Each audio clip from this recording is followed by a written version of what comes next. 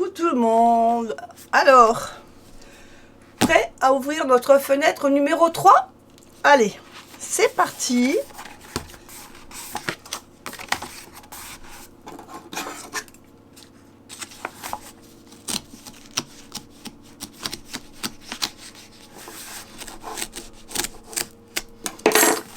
Et là, on a la surprise maintenant.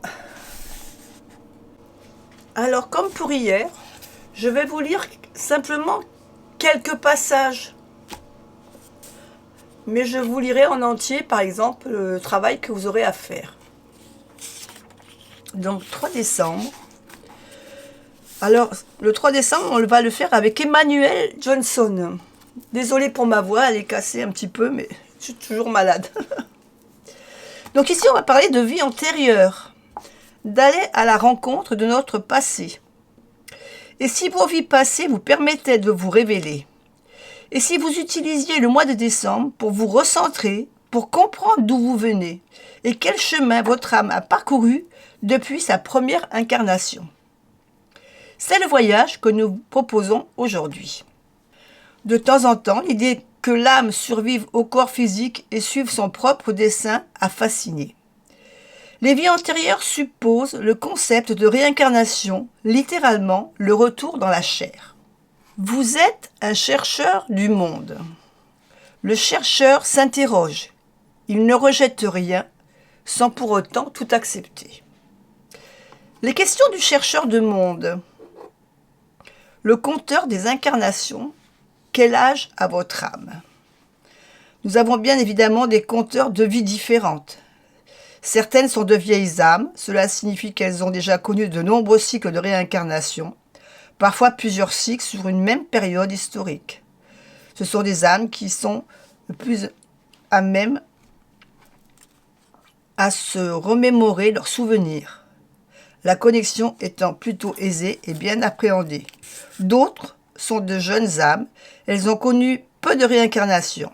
Puis finalement, il y a ceux que j'appellerais les âmes nouvellement nées. Il s'agit là d'âmes qui entrent dans leur premier cycle d'incarnation. De quelle manière surgissent les souvenirs de vie antérieure? À la question de savoir quand et pourquoi ils refont surface, je ne pourrais répondre qu'avec ma conviction personnelle. Lorsque nous sommes prêts. Rappelons-nous que l'âme expérimente dans le but de se parfaire.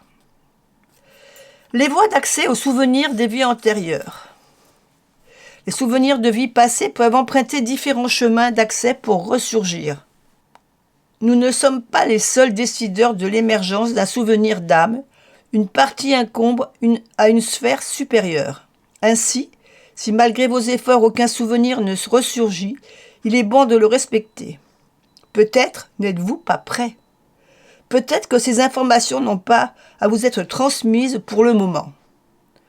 Quoi qu'il en soit, accueillez.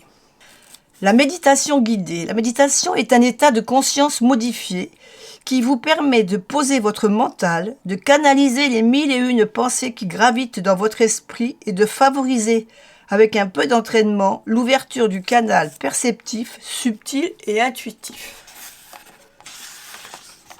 Alors là, on arrive dans le travail que l'on doit faire. Donc là, je vais vous lire tout le paragraphe. Mise en pratique.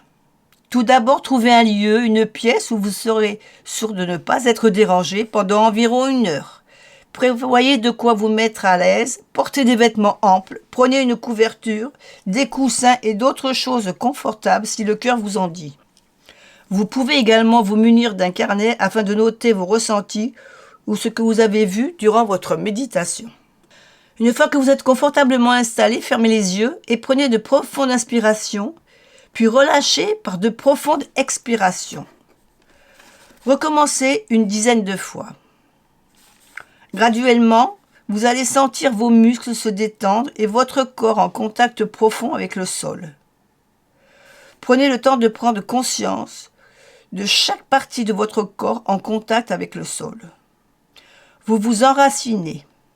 Inspirez, expirez. Vous vous détendez. Vos pensées quotidiennes vous quittent peu à peu Et si elles reviennent à la charge, recentrez-vous sur votre respiration. Maintenant, visualisez un long couloir jonché de portes à gauche et à droite de ce couloir. Les portes sont belles et brillantes. Vous vous tenez à l'entrée de ce long couloir et vous tenez un objet familier et rassurant dans votre main droite. Cet objet peut être un bijou, un bâton, une peluche de votre enfance. Quoi qu'il en soit, il vous rappelle que vous êtes ancré ici et maintenant et que vous êtes en sécurité. Rien ne peut vous arriver.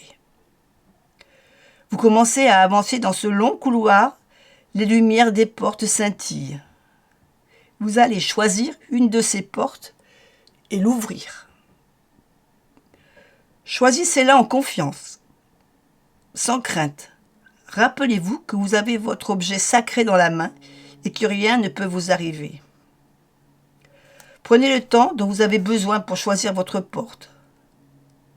Lorsque cela est fait, dirigez-vous vers elle et tenez-vous devant en récitant ce mantra. J'ouvre cette porte sur un des souvenirs de mon âme en confiance. Lorsque vous êtes prêt, ouvrez et laissez-vous guider. Voyez où cette porte vous mène. Lorsque votre expérience est terminée et que vous sentez qu'il est temps de revenir, refaites le chemin inverse pour retrouver votre porte. Remerciez l'univers pour ce que vous avez vu ou ressenti. Reprenez le long couloir et, peu à peu, réveillez vos muscles en bougeant doucement. Lorsque vous êtes prêt, ouvrez doucement les yeux et reprenez corps dans la réalité. Prenez votre temps, étirez-vous, buvez une boisson chaude, puis, si vous le souhaitez, notez dans votre carnet vos ressentis et votre expérience. Il est possible que vous assistiez à un souvenir clair et détaillé, à un souvenir flou, peut-être juste à une époque, à un lieu ou à une émotion. Il est aussi possible que rien ne se passe, qu'il n'y ait rien derrière cette porte. Comme mentionné plus haut, de nombreux paramètres entrent en ligne de compte. Votre état du moment et votre charge quotidienne vous permettent plus ou moins de lâcher prise. Peut-être n'êtes-vous tout simplement pas prêt à recevoir ces informations. Ne baissez pas les bras. Soyez patient et persévérez. Donc en fin de compte, si vous n'avez pas de résultat lors de cette méditation, ça c'est une méditation que l'on peut refaire une autre fois, dans quelques temps, ou par exemple si on est plus en forme ou quoi que ce soit. Que vous soyez une vieille âme, une jeune âme ou une âme naissante, peu importe. Finalement, puisque nous sommes tous liés par quelque chose de plus grand et d'universel. L'amour. Préparez-vous car l'amour va couler à flot. Et voilà notre jour 3 terminé. Dites-moi en commentaire ce que vous en pensez. Moi, je vous fais des bisous et je vous dis à demain.